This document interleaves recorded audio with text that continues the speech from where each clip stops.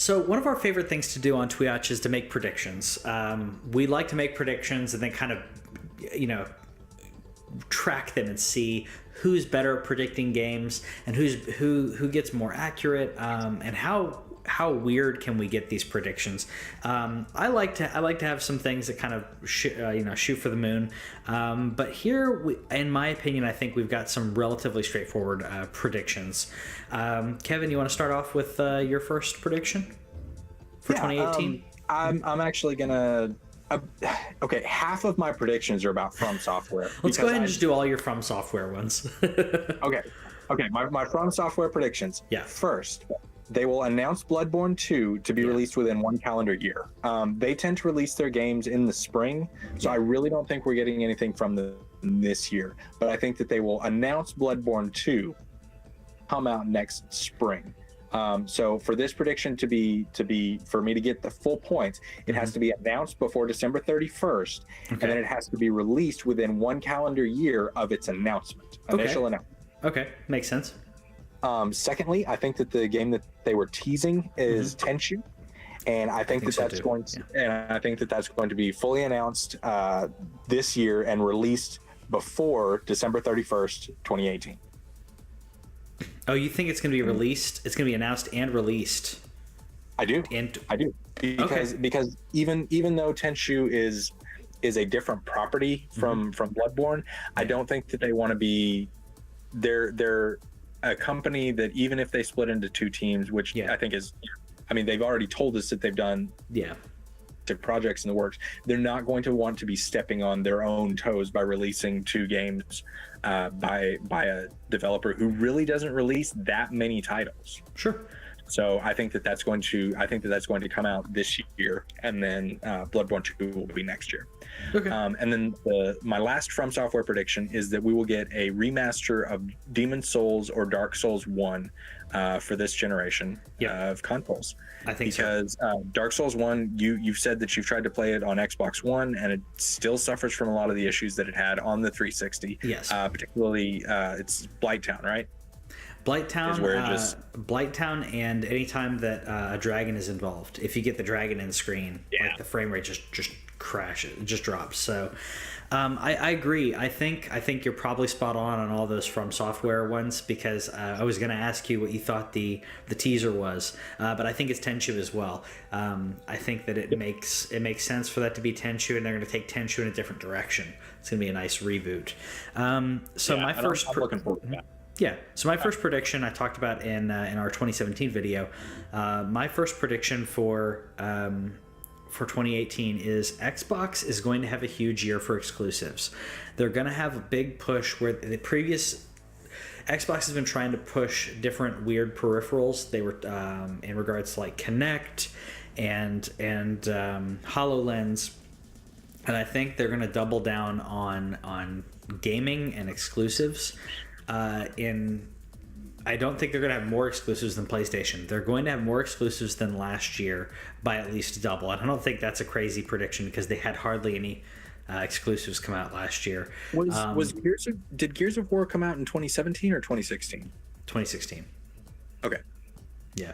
But I think that it's going to be a big push for them to say, to have exclusives, and a big push where they're going to say every third-party game is going to look better on this. And if you're not playing on Xbox or a PC, which they'll refer to as Windows, they'll just say if you're not playing on Xbox or Windows, you're missing out, which is true. In regards to graphics, if you're a graphics snob, that's where you're wanting to play games. You want a PC. If you're a gamer, doesn't necessarily need to be a graphics snob, then maybe you'll get an Xbox. But they're going to push the idea of Xbox being the place to play third-party games, and they'll also push exclusives. So that's my prediction. I think that's a good move for them, and I'm just going to briefly comment on this, and then we'll move to your next one. Sure. But I think that's important for them, because their big thing with the X, which released this year, was like, oh, it's the most beautiful whatever, and people went, yes, so. Like it really didn't revolutionize everything, and the Switch coming out and being such a revolutionary, then it's prettier. I think took a lot of the steam out of their sales. And so I think that I think that they've realized how big a deal exclusives are, and being able to push games like Halo and stuff, and come out with a new one. I want them back off of yours. I think that they're going to announce a new IP that's going to be one of their new exclusive, because Halo and Gears of War have really fallen off. Forza's still at the top of its game because Turn 10 is just amazing. Yeah. And they keep on releasing those. But I think that they need some kind of new idea. And that's one of the fun things that Sony loves to do. Because like we got Neo, and we got Senua's Sacrifice, and we got Horizon. Mm-hmm. And all of those are completely new things that they just went, hey, you want to try this? Yeah. And we love it. Yeah. And that, my favorite thing in video games is when you show me something I've never seen. Okay, so I'll shut up now and let you get to your next prediction. Okay, so my next prediction is that Steam will have multiple scandals. Steam has been having a lot of problems. I think multiple scandals, and it's going to lead them to a revamp in how they showcase games to show the cream of the crop. But you're also going to see not necessarily outright censorship, but you're going to see more of a cultivation as to what Steam allows to be put on there.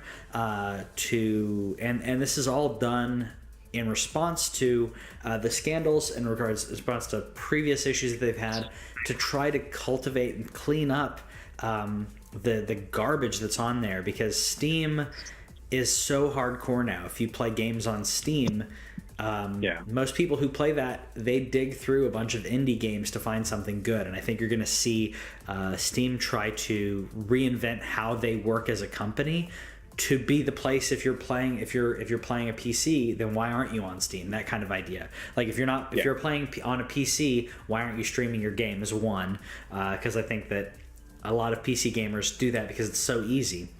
And two, I think Steam is going to push for that, to say that Steam and PC are synonymous, and they need to cultivate how they bring out games to do that. So that's my prediction. All right, and then we have I have one more, and then we'll get into our Nintendo specific, because we both have a couple of those. But I think that the HD remaster of Paradise means that they're going to try to reboot Burnout. Okay. I think that this year, instead of getting a Need for Speed game, I think they're going to give us actual Burnout. With it, but I think that they're gonna at least give it a shot, because Need for Speed has been steadily falling in popularity. They tried to reboot it a couple of years ago and put Aaron Paul in it, and then this year they had Payback, which came and went, and nobody really noticed. Yeah, and so I think that EA is going to want to try to be like, oh, well, remember Burnout? You liked Burnout, right? Here's Burnout. Yeah. I think that they're going to, at the very least, announce a reboot, probably actually release it this year. Yep. Yeah, I think that I could see that happening. And I think it makes perfect sense, where a lot of companies are doing, they're re-releasing an HD version to get people excited about something going on in the future. So I think I would agree. It may or may not come out this year, but I think that they'll announce it this year when people are thinking about Burnout. So probably around spring or summer, they'll announce that they're making it. Let's talk about Nintendo for a while, because I think the Switch showed... Well, the Switch... 2017 showed that Nintendo is still relevant. 2017 showed that Nintendo can be a huge player in the game that they weren't before, and I think that 2018 is going to be Nintendo's year. They ramped up a lot when it came to the Switch in 2017. They had a very steady lineup of games coming out. So now we're going to see Nintendo, put their money where their mouth is. You got the console in so many people's hands now. What are you going to do with it? I don't think that they've revealed all their cards yet. They had a lot of big, great games come out in 2017, but I don't think that they were trying to do that all at once. I think they were holding back a few things. Well, they aimed to have one new release. It tended to be either a deluxe or a new game. Just about one major release every month, and then a bunch of indies the whole time. cropped Yeah. on top of that. I agree. And so one of the things that I think that they're going to announce is a new Metroid game. I accidentally put it on my notes as on 3DS. I did not mean that. It's a new Metroid game on Switch, and it's going to be old school Metroid. I think that they realize. Mm-hmm. So this would be different than Prime 4. This is a new 2D Metroid. 2D Metroid. Yes, okay. 2D Metroid. I think that Nintendo saw what happened with the fan-made Metroid, and I think Nintendo is now getting very smart when it comes to their consumers. They're more in tune than they used to be. We'll put it that way. And I think that they're going to announce a new Metroid on Switch, and it's going to be 2D. It's going to be old school Metroid, and it's not going to compete with the 3D with Metroid Prime.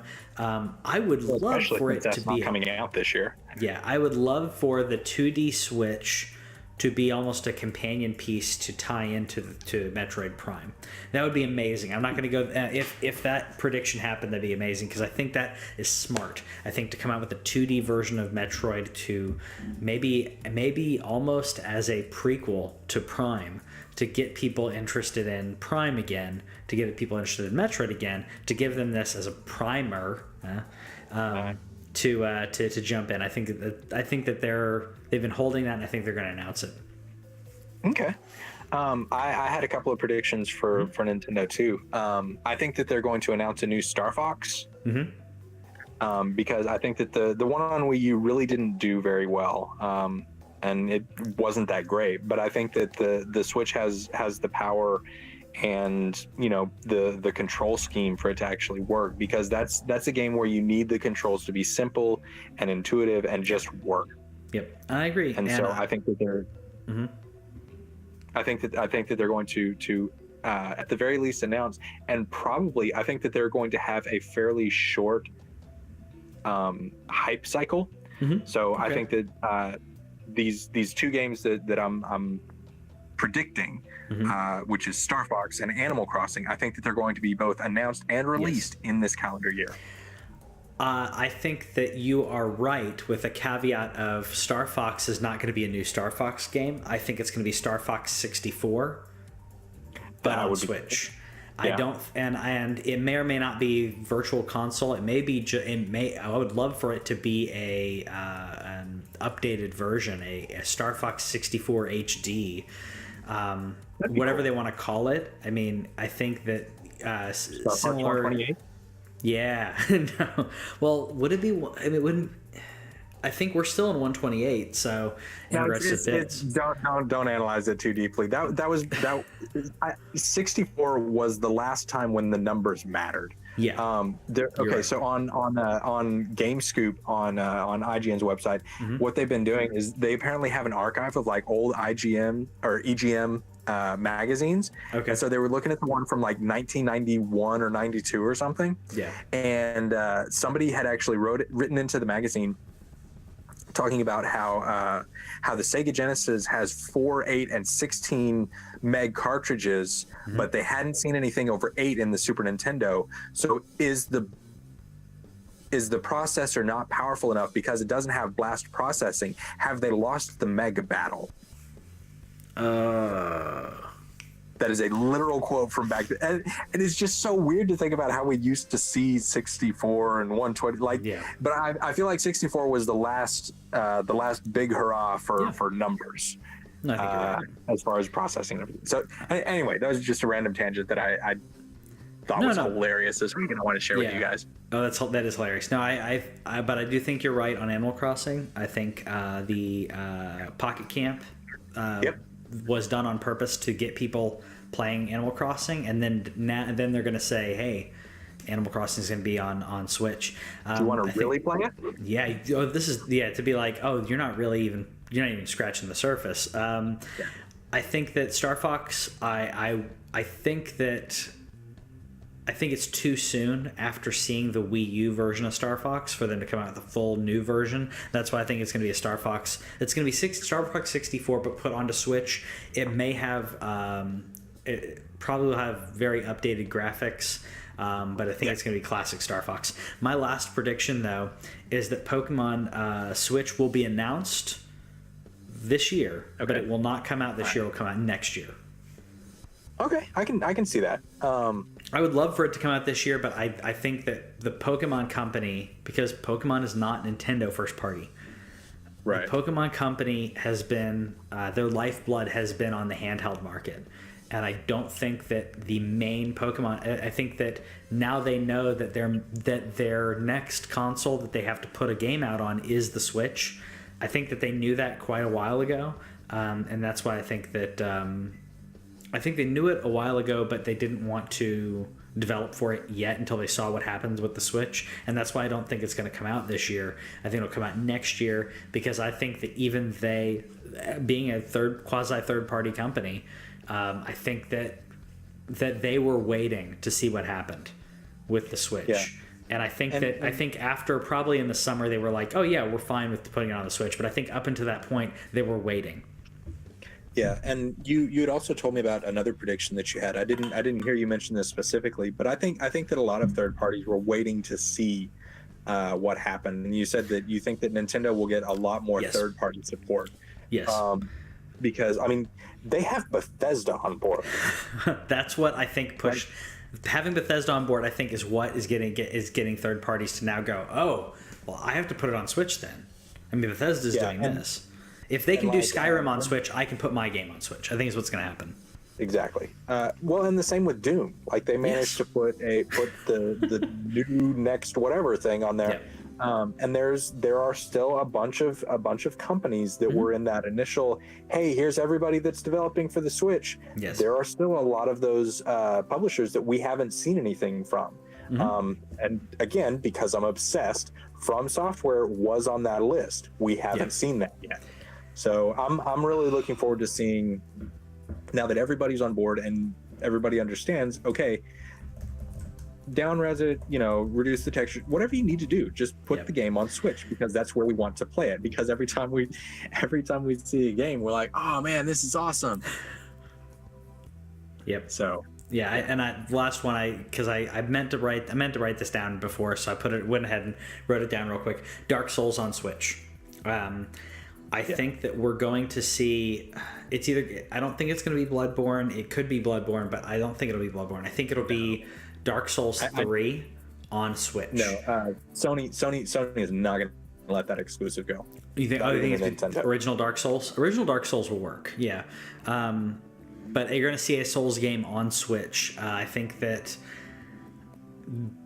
it'll lend itself really well. I think that having that kind of game on the go, because if I play handhelds for a shorter period of time than you, I think, because you play handheld a lot. But if I'm playing handheld, usually it's okay, I want to jump in and try this thing. 5-10 minutes, maybe 15. Unless Whitney's in a large gaming session where she's wanting to play Assassin's Creed, and I'll go, oh, you know what? I'll play some Skyrim or something on the Switch. Something which if I play that way, I usually play with the sound all the way down, so that way I can talk to her. But I think Dark Souls would be a great example of that, where that could be a game that I could jump in and play a little bit, because I'm probably going to die depending on what I'm doing. If I'm exploring a lot, I might not die, but maybe I'm making another boss run, or I forgot he's not a boss, but at the very bottom, and you didn't play Dark Souls 1, did you? Never mind. You don't know Dark Souls 1 as well as I think Christian knows it better. There is he has told me that if Dark Souls gets a re-release on current platforms, then I have to play it. And I told him that if Demon Souls gets a re-release on current platforms, he has to play it. Yes. And I'm hoping that we get both of those. I would love both of those. They're not specters, but there are these unique knights, or I have to look up to see what they're called, but unique NPCs that are aggro that you fight, that aren't bosses, but you get unique. You can't farm them because it's but they're ridiculously powerful. There are also phantoms that come in to invade you, which is actually just the computer, as if they were the story phantoms. Yeah, the story phantoms. But they're these unique NPCs. One of which I've been trying to kill for a while, and I'm trying to find a way to cheaply kill him because it's been really rough. We'll see what happens on it. I'm gonna start streaming those more. By the way, I may or may not restart my Dark Souls playthrough. Because I feel like I haven't played the playthrough version in a while, and I don't know about you, but I can't. If I jump back on a character I haven't played in a while, I feel weird. So yeah, I jumped back into Neo, and I had to basically go back to the very beginning and see if there were some missions that I hadn't completed yet. Yeah, and do a bunch of submissions. Get your feet wet again. Yeah, to get back into the rhythm. Oh yeah, I agree. So I was fighting this NPC, and I've been trying to fight him. So the run to Patrick, get to him, huh? We'll talk about this, but that is our prediction show for 2018, and that's what we think is going to happen. So let us know in the comments what you think is going to happen, and if you think that Patrick will be able to defeat this Phantom that he's been working on for so long. Let us know in the comments, and we will see you next week and next year. Bye. Thanks for watching This Week in Our Collective Heads. Subscribe over here and click the bell, and that way you'll know about any new videos that we put up, because we put up a lot of gameplay, a lot of stories from games and stuff like that, and gameplay is down here. Yeah, and you got more editorials and news stuff down here. Check it out.